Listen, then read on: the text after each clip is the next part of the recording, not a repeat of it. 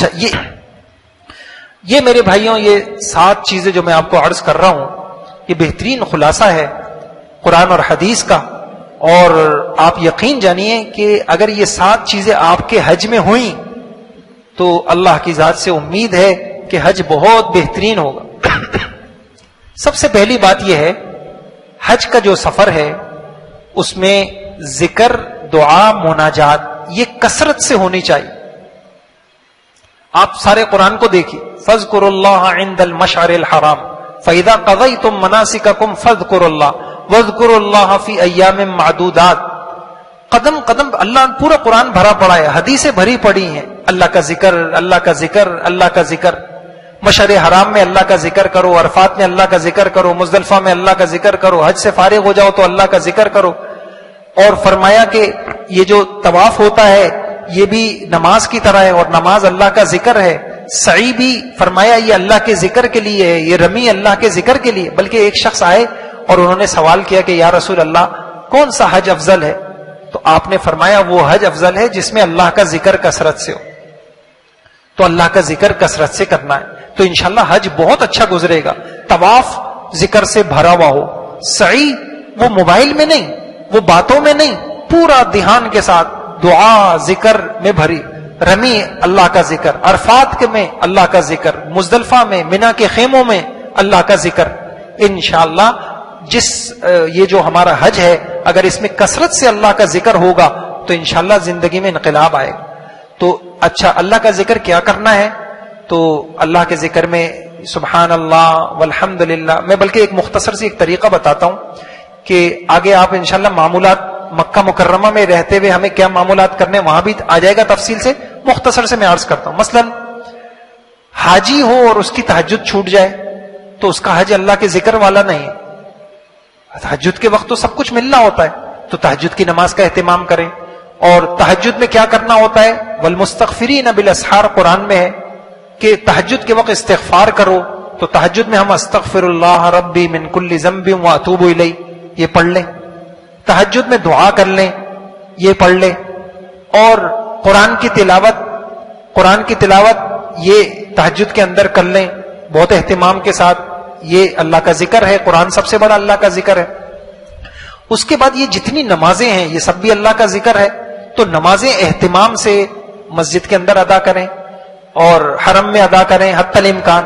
اس کے ساتھ ساتھ فجر کی نماز کے بعد حضور صلی اللہ علیہ وسلم کا معمول تھا اشراق تک آپ سوتے نہیں تھے. آپ صلی اللہ علیہ وسلم اشراق تک اللہ کا ذکر کرتے تھے، خود قرآن میں ہے. تو اشراق تک آپ اللہ کا ذکر کر لیں. کیا ذکر کر لیں؟ یہاں اگر آپ کو انشاءاللہ کتابیں ایک ہم جو سیٹ بناتے ہیں اس میں ایک کتاب چاہے صبح شام کی حضور کی دعائیں. تو صبح جو حضور دعائیں پڑھتے تھے آپ وہ دعائیں پڑھ لیں اور پھر اس کے بعد اشراق کی نماز پڑھ لیں. پھر اس کے بعد کچھ آرام کرنے کے بعد چاشت کی نماز پڑھ لیں. اس کے بعد جو ہے درمیان میں نوافل ہے اور یہ جو فرض نمازوں کے سنتیں ہیں ان کو آپ اہتمام سے پڑھیں، پوری نماز پڑھیں. اور اس کے ساتھ ساتھ جو ہے یہ یعنی مغرب کے بعد جو ہے 6 رکعت جو کو شخص پڑھ لے 12 سال کی عبادت کا اجر ہے. اس کو اوابین یہ اللہ کا ذکر ہے. اس کے ساتھ ساتھ رات کو حضور صلی اللہ علیہ وسلم کا معمول کچھ سورتیں پڑھنے کا تھا. یہ 27ویں پارے میں سورہ واقعہ ہے، سورہ تبارک الذی 29ویں پارے میں ہے، اور یہ سورہ سجدہ ہے 21ویں پارے میں. ان صورتوں کو آپ روزانہ رات کو پڑھ لیں. یہ میں نے سارا پورے دن کی ایک وہ معمولات آپ کے سامنے رکھ دیے کہ جو اللہ کے نبی نے قرآن حدیث میں بتائے ہیں. اب ایسا اگر ہم حج میں کر لیں گے تو ہمارا حج انشاءاللہ ذکر دعا، اس کے ساتھ ساتھ کچھ وقت ہاتھ پھیلا کے اللہ پاک سے مانگیں. اور یہ بھی میرے بھائیوں سیکھنا چاہیے. سچ بتاؤں حج اس کا بڑا اچھا گزرتا ہے جس کو تنہائیوں میں اللہ کا ذکر کرنا آتا ہو، جس کا مزاج دعاؤں والا ہو. اس کا حج اس کو 40 دن بھی، پھر 40 دن ہو 50 دن ہو، اس کا دل لگے گا اور اس کے لیے مشکل نہیں ہوگی. بلکہ ایک اللہ والوں نے بڑی اچھی بات کہی کہ جب دعا میں تمہارا دل لگ رہا ہو اور مزید اللہ سے مانگنے کا دل چاہ رہا ہو تو سمجھ جاؤ کہ یہ دعائیں تمہاری قبول ہو رہی. تو بھائیوں یہ مناجات یہ بہت بڑی ہے. آج اللہ ہمیں معاف فرمائے، آج مناجات ہی نہیں کرنا آتی اللہ سے. حج میں بھی جا کے انسان کہتا ہے جی گروپ لیڈر دعا کرے گا، تو حالانکہ دعا تو بندے اور اس کے رب کا معاملہ ہے. اچھا کیا مانگے اللہ پاک سے؟ میں چند موٹی موٹی باتیں عرض کرتا ہوں، اس کو سنجیدگی سے لینے کی۔ میرے بھائیوں، ہماری سب سے بڑی ضرورت مغفرت ہے، ہماری سب سے بڑی ضرورت مغفرت ہے۔ اللہ سے مغفرت مانگیں، رو رو کے مانگے، اور اس طریقے سے مانگے جیسے حضور نے کہا۔ ہمیں آنی چاہیے ربنا ظلمنا انفسنا وَإِن لَّمْ تَغْفِرْ لَنَا وَتَرْحَمْنَا لَنَكُونَنَّ مِنَ الْخَاسِرِينَ، یہ دعا ہمیں آنی چاہیے۔ اللہم انی ظلمت نفسی ظلما کثیرا، یہ ہمیں آنی چاہیے۔ استغفر اللہ ربی، یہ مغفرت کی دعا ہے۔ اور جو سید الاستغفار ایک ہے، حدیث میں آتا ہے، بخاری شریف کی روایت ہے کہ جس شخص نے صبح یہ پڑھ لیا اللہم انت ربی لا الہ الا انت خلقتنی وانا عبدک وانا علی عہدک ووعدک ما استطعت، یہ اس کو حضور نے سید الاستغفار کہا۔ علماء نے اس کا ترجمہ کیا اللہ سے مغفرت مانگنے کا سب سے پسندیدہ طریقہ۔ فرمایا جس نے صبح ایک مرتبہ پڑھ لیا، شام سے پہلے اس کی موت آ گئی، وہ آدمی جنت میں جائے، اور شام پڑھ لیا صبح سے پہلے موت آ گئی، وہ جنت میں جائے۔ تو یہ سیکھ کے جائیں، علماء سے پتہ کریں کہ یہ کہاں لکھا ہوا ہے۔ یہ میرے بھائیوں ایک تو مغفرت، اور دوسری چیز میرے بھائیوں انسان کو ہدایت کی دعائیں مانگنی چاہیے۔ ہدایت کی دعائیں، یہ جو ہے نا رب اشرح لی صدری ویسر، یہ ہدایت کی دعا ہے۔ یا ایاک نعبد و ایاک نستعین اہدنا الصراط المستقیم، یہ ہماری ہدایت، ہماری بے چینی بن جائے۔ ہدایت کس کو کہتے ہیں؟ اے اللہ میں آج تک زندگی میں ایسا سجدہ نہ کر سکا جیسا تجھے مطلوب ہے، میں ایسی نمازیں نہ پڑھ سکا، اے اللہ میں باپ بن کے اچھا باپ نہ بن سکا، شوہر بن کے اچھا شوہر نہ بن سکا، میں اچھا مسلمان نہ بن سکا، اے اللہ میں حق لوگوں کے نہیں ادا کر سکا، مجھے تو ہدایت دے دے، توفیق دے دے، بندگی کی توفیق دے۔ میرے بھائیوں یہ تڑپ لے کے جائیں۔ تو میں نے عرض کیا مغفرت مانگنی ہے، ہدایت مانگنی، اور کیا مانگنا ہے؟ حضور نے فرمایا اللہ سے جب مانگو عافیت مانگو، تو ہمیں کچھ دعائیں عافیت کی آنی چاہیے۔ اللہم انی اسألک العفو والعافیت فی دینی و دنیای و اہلی و مالی، اللہ اکبر، کتنی پیاری دعا ہے۔ اے اللہ مجھے عافیت دے دے۔ ہم اللہ سے عافیت نہیں مانگتے، ہم کہتے ہیں اللہ اولاد دے دے، ہم کہتے ہیں اللہ کاروبار دے دے۔ تو بھائی کاروبار تو عذاب بھی ہوتا ہے، خود قرآن کے اندر موجود ہے کہ میں مال دے دوں گا، اس مال کو عذاب بنا دوں گا۔ اللہ سے عافیت مانگیں، اللہ سے عافیت مانگیں، رحمتیں مانگیں، برکتیں مانگیں، سلامتیاں مانگیں۔ میرے بھائیوں بیماریوں سے پناہ مانگیں، حادثات سے پناہ مانگیں، بری موت سے حفاظت مانگیں، سوء خاتمہ سے حفاظت مانگیں، اللہ سے اس کا قرب مانگیں، اللہ سے اس کا تعلق مانگیں، اللہ سے عبادت کا شوق مانگیں، اللہ سے اخلاق مانگیں۔ ایسے یہ مانگنے والی جو زندگی ہے میرے بھائیوں، جس کو اللہ مانگنا دے دیتے ہیں، اس کا مطلب ہے اللہ اس کو نوازنا چاہتے ہیں، اور جو مانگنے سے محروم ہے، خود حدیث میں آتا ہے اللہ اس سے ناراض ہو جاتا ہے۔ تو میں نے عرض کیا کہ ہمارا حج ایسا حج ہونا چاہیے، مانگتے مانگتے، ذکر کرتے کرتے، دعائیں مناجاتیں کرتے کرتے ہمارا حج گزر۔ اور دوسری، اور یہ میں نے سارا آپ کو قرآن سے بتایا، حدیثوں سے بتایا۔ دوسری چیز جو ہمیں حضور کی حدیثوں میں ملتی ہے، فرمایا الحج العج والسج، اور فرمایا بہترین حج وہ ہے جس میں خوب انسان تلبیہ پڑھے، لبیک اللہم لبیک، خوب کثرت سے تلبیہ پڑھ۔ تو حج کے اندر کثرت سے تلبیہ کی کثرت ہونی چاہیے، یعنی ذکر ہونا چاہیے۔ بہترین حج کا جو ذکر ہے وہ یہ والا ذکر ہے۔ حج میں جب تک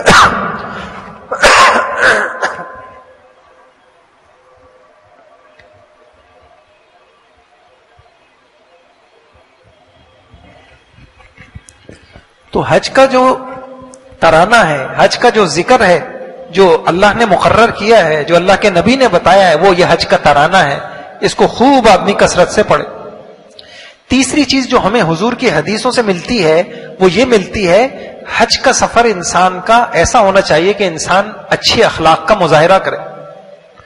فلا رفث ولا فسوق ولا جدال، یہ لڑتے جھگڑتے اور جو ہے انسان جو ہے منہ ماریاں کرتے ہوئے، دھکم پیل کرتے ہوئے، اور جو ہے نا بحث مباحثہ کرتے ہوئے، ایسے بھی حج ہو جاتا ہے۔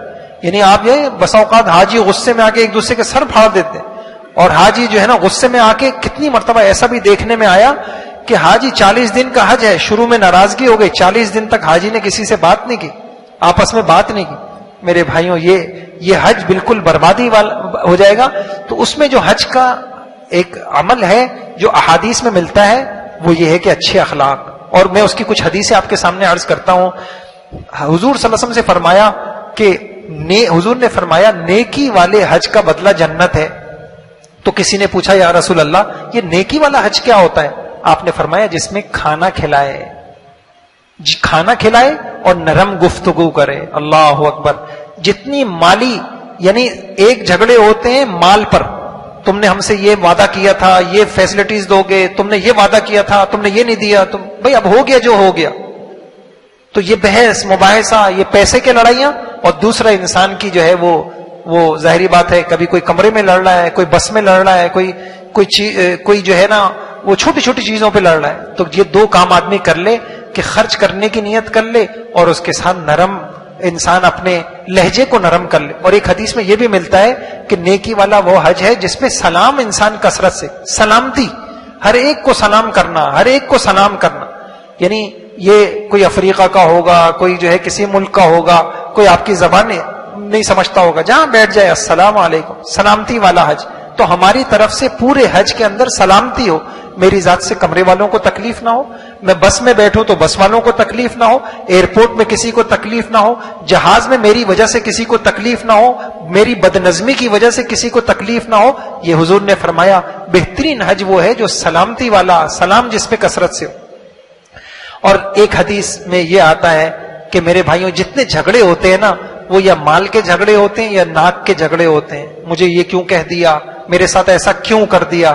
تو حضور نے حج میں یہ بات سکھائی. اللہ اکبر. ایک حدیث میں آتا ہے آپ نے جب حج کیا ایک اونٹنی پہ آپ سوار تھے اور کجاوے پہ بہت معمولی سی ایک چادر تھی، اس کے باوجود اللہ کے نبی دعا کرتے تھے اللہم حجن لا ریا ولا سمعۃ فی. ایسی تواضع آپ کے اندر تھی، اے اللہ میں آپ سے ایسا حج مانگتا ہوں، ایسے حج کی توفیق مانگتا ہوں جس میں دکھلاوا نہ ہو، جس میں شہرت نام نمود نہ ہو. تو حضور کے حج میں ہمیں ایک بات یہ بھی ملتی ہے کہ تواضع ہو. اور ایک بات یہ ہے کہ انسان ایک ہوتا ہے خادم، ایک ہوتا ہے مخدوم. لوگ میری خدمت کریں، لوگ میرے کام آئیں، لوگ میرا سہارا بنے. ایک یہ ہے کہ میں دوسروں کے کام آؤں. یہ نیتوں کے اندر فرق ہوتا ہے. خادم بن کر جائیں. اور ایک خاص بات، امیر کی اطاعت، جو آپ کا ذمہ دار ہوگا، گروپ لیڈر ہوگا، جس کو بڑا بنا دیا جائے گا، حتی الامکان اس کی اطاعت. ایک حدیث میں یہاں تک آتا ہے ایک آدمی جہاد جیسے عمل میں گیا جو اپنی جان کا نذرانہ پیش کرنے، اور اس نے امیر کی اطاعت نہیں کی، امیر کی بات نہیں مانی، تو وہ جب واپس آئے گا تو جتنی نیکیاں لے کے گیا تھا اتنی نیکیاں بھی اس کے پاس نہیں ہوں گی، مزید ملنا تو دور کی بات. تو یہ بہت پورا میں نے آپ کو احادیث سے خلاصہ بتا دیا کہ اخلاق کے اندر ہم کیا کر سکتے ہیں. ہم جو ہے یہ ان اعمال کا انشاءاللہ اہتمام کر لیں. اور ایک چوتھی چیز جو ہمارے حج کو خراب کرتی ہے وہ ہے جلد بازی. اور حضور کے حج میں ہمیں یہ بات ملتی ہے، حدیث میں آتا ہے جب آپ عرفات سے روانہ ہو رہے تھے، آپ نے اس زمانے میں بھی دیکھا لوگ تیز تیز اونٹنیاں دوڑا رہے ہیں اور شور کی آواز آ رہی. آپ نے کوڑے سے اشارہ کیا اور لوگوں کو متوجہ کیا.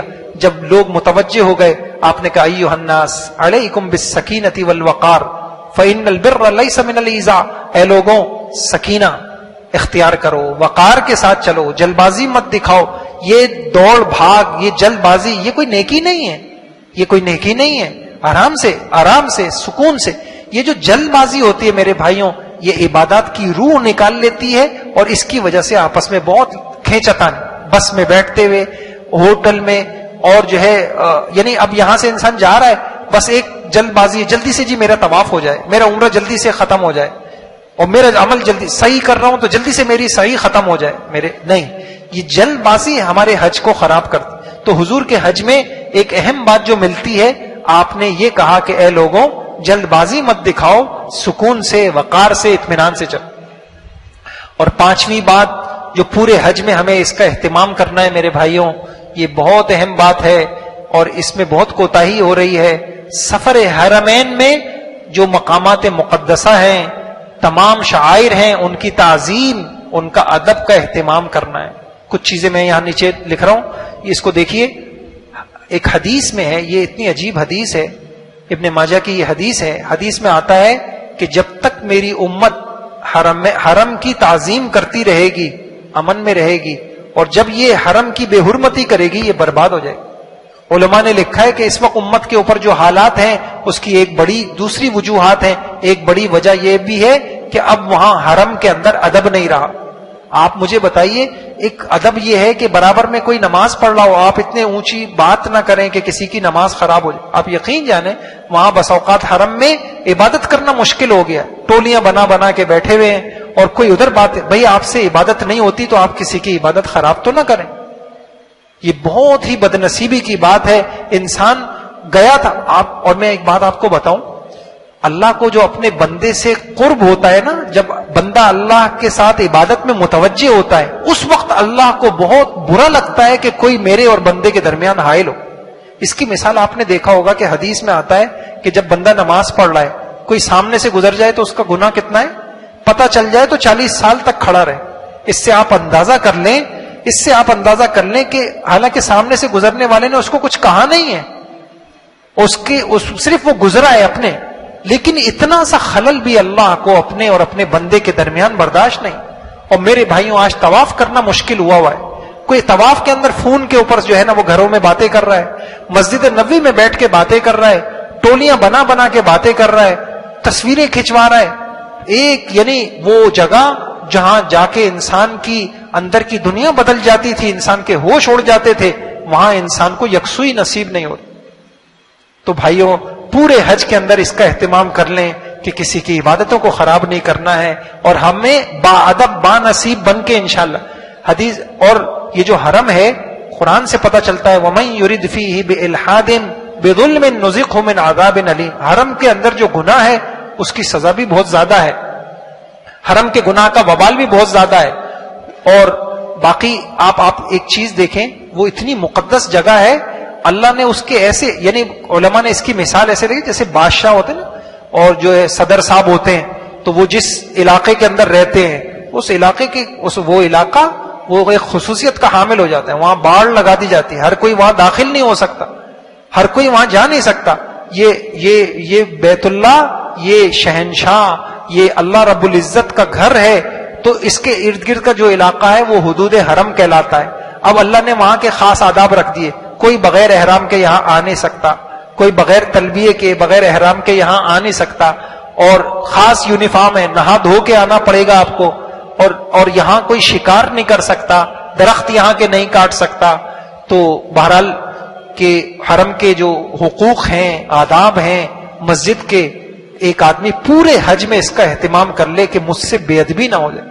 بہت سارے واقعات ایسے سامنے آئے ہیں کہ ساری زندگی کے لیے جو ہے نا انسان محروم ہو جاتا ہے. وہاں جا کے انسان غیبت کر رہا ہوتا ہے. مجھے خود ابھی کچھ دنوں پہلے ایک صاحب ہیں، انہوں نے بتایا کہ ہم حج گروپ میں تھے، تو جو ہمارے حج گروپ والے تھے وہ ان کی نا غیبتیں سب کرتے رہتے. وہ تھے بہت اچھے آدمی، تو کہنے لگے بس میں نے غیبت کی تو نہیں، لیکن وہ میرے کمرے میں تھی تو میں نے سن لی. تو میں نے خواب میں کچھ ایسے دیکھا جیسے کہ سب جو ہے مدینہ منورہ جا رہے ہیں. مجھے روک دیا گیا اور مجھے منع کر دیا گیا، اور کہ تم جو ہے نا وہ فلاں کے جو ہے نا تم لوگ جو ہے نا وہ یہاں پر رہتے ہوئے تم گناہ کر رہے ہو، یہاں پر رہتے ہوئے. کہ میں اٹھ کے میں نے بہت توبہ کی، استغفار کی کہ نہ آپ کا کبھی غیبت کروں گا نہ سنوں. وہاں کی بسا اوقات اللہ کو میرے بھائیوں کسی کی ادا بری لگ گئی، ساری زندگی اس کا داخلہ وہاں سے کینسل ہو جاتا ہے، اوپر سے فیصلے ہو جاتے ہیں، لاکھ کوشش کر لے پھر اس کو توفیق نہیں ملتی. یہ خاص کچھ گناہ ہیں جو آج کل ہمارے ہاں ہو رہے ہیں. میں اس پہ جلدی سے دیکھ لیتا ہوں انشاءاللہ. ایک کام تو یہ کرنا ہے کہ بھائی ہم وہاں جا کر خصوصی طور پہ گناہوں سے بچیں. بڑے گناہ، نگاہوں کی حفاظت کرنا ہے، برے خیالات جذبات میں مشغول نہ ہوں. چونکہ موبائل ایک ایسی چیز ہے اور وہاں ساری دنیا سے خواتین آئی ہوئی ہوتی ہیں، تو نگاہوں کی حفاظت ایک بہت بڑا مسئلہ ہوتا ہے. بعض اوقات جو ہے گھر سے انسان دور ہوتا ہے اور جو ہے شادی شدہ انسان ہے، گھر سے دور ہے، تو اس وقت بہت ضرورت ہوتی ہے انسان تقوی کا اہتمام کرے، دل بھی اس کا پاک ہو، ورنہ اس کو عبادتوں کا کوئی نور نہیں ملتا. نگاہوں کی حفاظت ہو، نامحرموں سے میل جول نہ ہو، خلوت، تنہائی، اختلاط، مستی، مذاق، موویز، تصویریں بنانا، عورتوں کا پردہ. یعنی جب وہ ایک گروپ ہوتا ہے، اکٹھے ایک بس میں بیٹھے ہوتے ہیں، اکٹھے ایک ہوٹل میں ہوتے ہیں کھانے کے وقت، تو اللہ معاف فرمائے کہ بس اوقات بے تکلفی اور انسان جو ہے وہ وہی بے تکلفی ہو جاتی ہے. تو وہ چیز جو ہے یہ بہت ہی وبال بن جاتی. فرائض اور واجبات کو تک کر دیتا ہے. بس اوقات ہوٹل کے اندر سو رہا ہے اور اس کی ظہر کی نماز قضا ہو گئی اور عصر کی نماز قضا. وہ نماز جو 1,00,000 نمازوں کے برابر ہے، تو یہ بڑے بڑے گناہ. اور یا پھر حج عمرہ کے اعمال فرائض میں انسان ممنوعات کا خیال نہیں رکھتا، حج ہو رہا ہے اور ممنوعات کا ارتکاب کر رہا ہے. بعض اوقات بحث مباحثہ، شکوے شکایتیں، لڑائی جھگڑے، غیبتیں کرنا سننا، یا انسان اپنے عمل رویوں سے دوسروں کو اذیت دیتا ہے. سب سو رہے ہیں تو وہ جو ہے رات کو دیر سے جو ہے گھوم پھر کے آ رہا ہے، سب کی نیند خراب ہو رہی ہے. تو اس طرح کے اعمال. اور بعض اوقات کیا ہوتا ہے کہ انسان یہ سمجھتا ہے کہ میں تو بہت عبادت کر رہا ہوں، یہ لوگ تو اپنا وقت ضائع کر رہے ہیں. یہ کہنا، یہ سمجھنا بھی عجب ہے، دوسروں کو حقیر سمجھنا یہ خود بہت بڑا گناہ ہے. تو اس گناہ سے بھی بچنا ہے. اور مسجد حرام، مسجد نبوی، روضہ اقدس کے آداب کا خیال نہ کرنا، چیخ و پکار، دھکم پھیل، بھاگنا دوڑنا، ہنسی مذاق، فضول گپیں، بحث و مباحثہ، بجائے اعمال کے تصویریں مویز بنانے میں لگنا، دوسروں کو لگانا، کعبہ کی طرف پیر پھیلانا، یہ سب بے ادبیاں ہیں، یہ گناہ ہے. ہمیں اپنے حج کو ان گناہوں سے بچانا ہے. اور دوسری قسم کی یہ کوتاہیاں ہم سے ہوتی ہیں کہ ایک انسان یہ بڑے بڑے گناہ تو نہیں کر رہا ہوتا، لیکن اعمال اور عبادت میں لگنے کے بجائے وہ بیچارہ دوسری چیزوں میں لگا ہوا ہوتا ہے. حالات حاضرہ، ملکی بین الاقوامی خبریں سننے میں لگا ہوا ہے. اب وہاں ہوٹل میں بیٹھے ہوئے تبصرے ہو رہے ہیں، فضول بیکار بحث و مباحثہ ہو رہا ہے. حرمین میں زیادہ سے زیادہ وقت گزارنے کے بجائے ہوٹلوں، بازاروں، مارکیٹوں میں بیکار انسان گھوم رہا ہے، ہوٹل میں بیٹھا ہوا ہے، نمازیں چھوڑ رہا ہے، اپنے یا رشتہ داروں کے لیے غیر ضروری خریداری کر رہا ہے، جبکہ وہاں کی اصل سوغات تو انسان وہاں سے جو ہے زیادہ سے زیادہ کھجور اور زمزم لیا ہے، باقی ساری چیزیں انسان کو اپنے ملک میں مل جاتی ہیں. تو اب ایک قسم کی کوتاہی یہ ہوتی ہے کہ گناہ تو نہیں کر رہا لیکن وہ لایانی چیزوں کے اندر لگا. اور تیسری قسم کی کوتاہی یہ ہوتی ہے کہ انسان گناہ بھی نہیں کر رہا، لایانی میں بھی نہیں لگ رہا، عبادت میں لگ رہا ہے، لیکن عبادت ویسے نہیں کر رہا جیسے اس کو کرنی چاہیے. مثلا عمرہ، طواف، ذکر، تلاوت، دعا، درود، نوافل، جماعت کی نماز، تکبیر اولیٰ کا اہتمام، وہ خاص اہتمام نہیں کر رہا. ان اعمال کو یکسوئی دھیان، شوق، رغبت، خشوع خضوع سے نہیں کر رہا. سنتوں کا اہتمام نہیں ہے، جلد بازی، بوجھ سمجھ کے اور بس سر سے ٹالنے کے لیے ایسی عبادتیں کر رہا ہے. یہ بھی ایک قسم کی کوتاہی ہے، ہمیں اس سفر میں اس سے بچنا ہے. آخری بات، ایک بات اور ہے.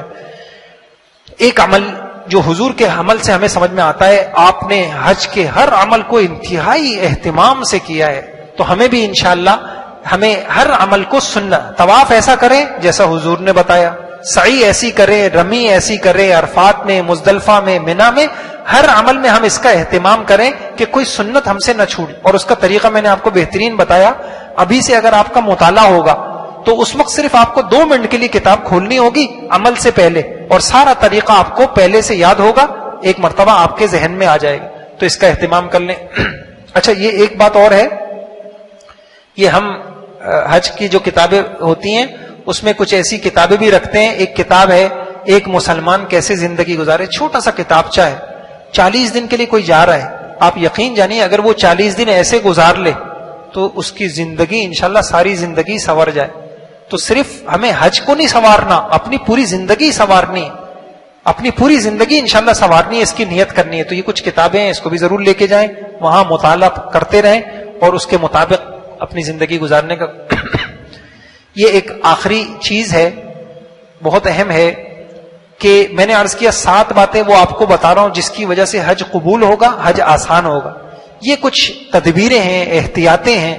انشاءاللہ اگر ہم اس کا اہتمام کر لیں گے تو اللہ کی ذات سے امید ہے کہ انشاءاللہ سفر حج بہت آسان ہوگا. پہلی بات تو یہ ہے کہ ہم یہ سوچ کے جائیں کہ بھائی حج کوئی سسرال نہیں ہے کہ سسرال جا رہے ہیں وہاں انسان کی آؤ بھگت ہوگی، کوئی گھر جا رہے ہیں. وہ نام ہی مشقت کا ہے.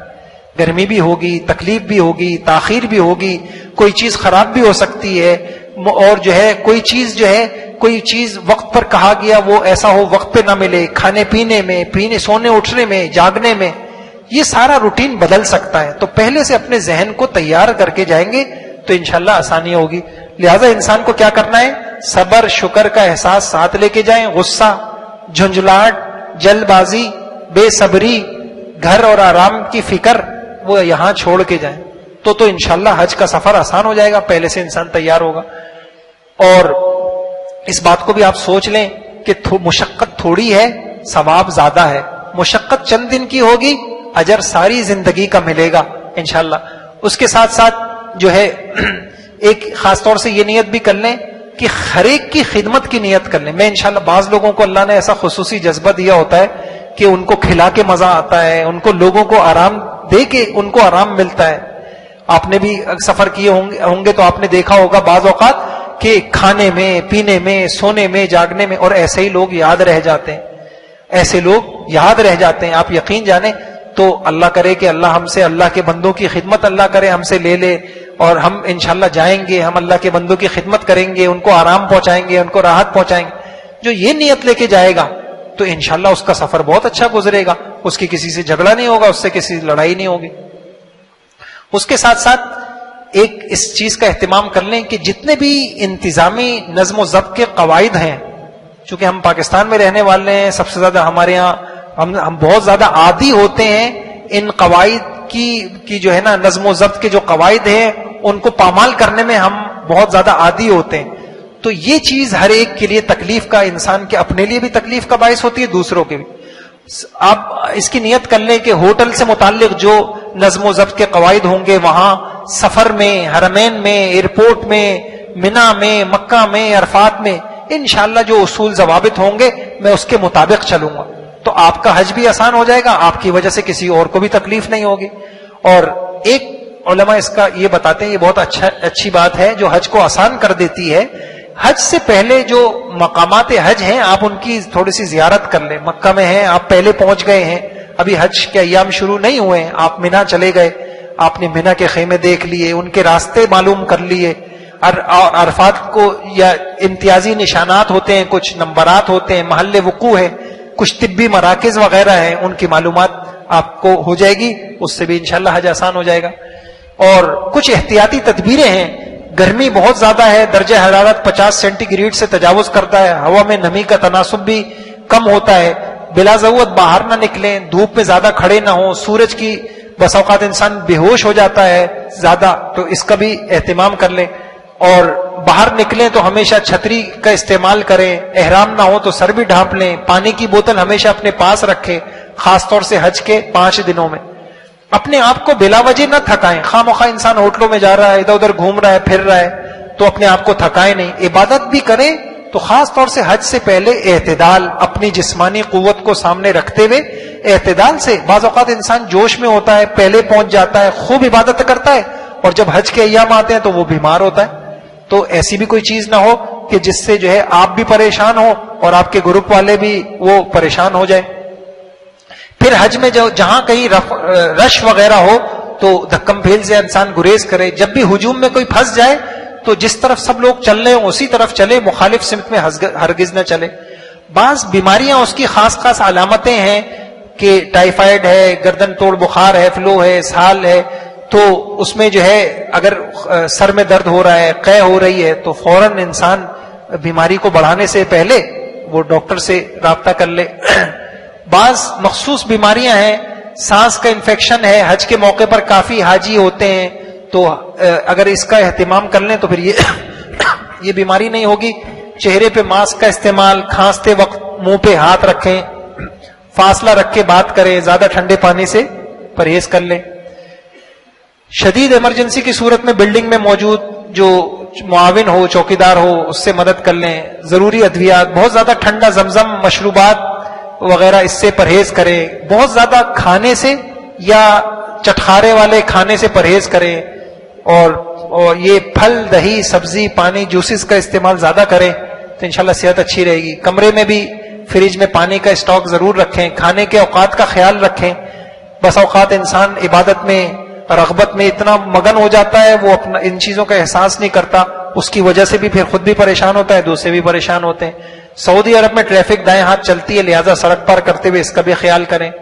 نقدی اور قیمتی اشیاء کے گم ہونے, جیب کٹنے کے واقعات ہوتے رہتے ہیں, خاص طور سے طواف اور دیگر بھیڑ کے موقع پہ, لہذا ضرورت کی رقم اپنے پاس رکھیں. پوری رقم ہر وقت جیب میں یا بیلٹ میں نہ رکھیں, فالتو رقم حفاظت سے رکھیں.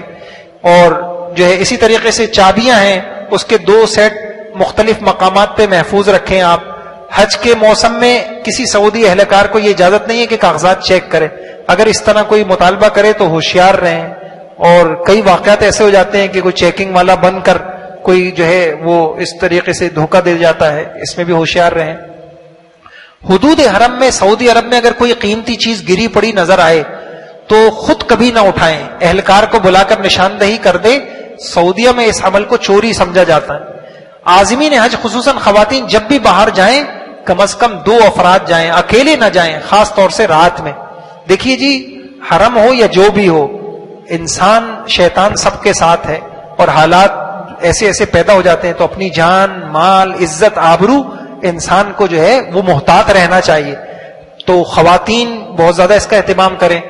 ٹیکسی وغیرہ میں بیٹھتے ہوئے مرد پہلے بیٹھے پھر خواتین اور یعنی ہمارا جانا ہوا تو گروپ لیڈر یہ ہدایت دے رہے تھے کہ بھائی کبھی بھی ٹیکسی میں بیٹھے تو پہلے آپ بیٹھے پھر اپنی خواتین کو بٹھائیں، اور پہلے جو ہے خواتین کو اتاریں پھر آپ. ہم نے کہا یہ کیا؟ تو کہنے لگے ایسا واقعہ بھی ایک شخص تھا، اس نے خود اپنا واقعہ سنایا. میں بہن کے ساتھ تھا اور جو ہے میں اتر گیا اور گاڑی والا وہ بہن کو لے کے وہ غائب ہو گئے. تو خواتین اس کا بھی کسی حادثے کی صورت میں افراتفری پیدا نہ کریں، زخمی یا میت کو خود نہ اٹھائیں، قریبی سیکٹر آفس سے مدد طلب کریں، پولیس یا. اور یہ آخری اہم ترین بات ہے میرے بھائیوں، آپ جتنی بھی تدبیر اختیار کر لیں، اگر اللہ کی مدد آپ کے ساتھ ہوگی تو کام آسان ہوں گے، اللہ کی مدد نہ ہوئی تو کام آسان نہیں ہوں. تو بہترین سب مسئلوں کا ایک حل، ہر موقع پہ ہر کام سے پہلے اللہ سے آسانیاں، حفاظتیں، عافیت کی بھیک مانگتے رہیں. اور اس کے لیے میں آپ کو ایک طریقہ بتاؤں. کسی نے ایک اچھی بات کہی کہ دیکھیے، جو لوگ راتوں کو روتے ہیں پھر ان کو دن میں رونا نہیں پڑتا. جو لوگ راتوں کو تہجد میں اٹھتے اور اللہ کے آگے بھیک مانگتے ہیں، ہم کمزور ہیں اللہ، ہم کمزور ہیں، ربنا لا تحملنا ما لا طاقت، اے اللہ ہم سفر کیسے کریں گے، یا اللہ ہم بیمار ہو جاتے ہیں، ہمارے ساتھ یہ ہے. راتوں کو اٹھ کے تہجد میں تو دن بھر میں ان کو اللہ ان کے لیے آسانیاں پیدا کر دیتا ہے. اور جن کی راتوں کو نہیں روتے تو پھر ان کو دن میں رونا پڑتا ہے. کسی نے بڑا اچھا کہا کہ جس کی رات اچھی ہوگی اس کا دن اچھا ہوگا، جس کی رات اور دن دونوں اچھے ہوں گے اس کے حالات اچھے ہوں گے. تو یہ راتوں کا اٹھنا اپنے اوپر لازم کر لیں خاص طور سے. اور ہر عمل سے پہلے اللہ پاک سے، جیسے میں نے پیچھے دعائیں بتائی ہیں، ان دعاؤں کے ذریعے سے آپ کو ابھی جانا ہے عرفات، آپ پہلے اللہ سے مانگیں، اے اللہ میں کمزور ہوں. خواتین کہیں اللہ ہم کمزور ہیں، مرد کہیں اللہ ہم کمزور ہیں، تو ہمارے لیے آسانیاں پیدا کر. آپ یقین جانیے ہر عمل سے پہلے جب بھیک مانگتے رہیں گے آپ اپنی آنکھوں سے مشاہدہ کریں. یعنی آپ دیکھیے حضور کی دعاؤں میں ملتا ہے، آپ جب گھر سے نکلتے تھے آپ یوں کہتے تھے اللہم انی اعوذ بک من ان اضل او اضل او اظلم او ازل او ازل، او اے اللہ میں کہیں بھٹک نہ جاؤں، میں کہیں بھول نہ جاؤں، راستہ نہ بھول جاؤں. آپ دعائیں مانگتے تھے. آپ کی زندگی کو اگر آپ دیکھیں ہر عمل میں حضور اللہ سے مدد مانگتے تھے. تو ہم بھی انشاءاللہ مدد مانگیں گے، ہمارا حج بہت آسان ہو جائے گا. اللہ پاک مجھے آپ کو عمل کی توفیق عطا فرما دے.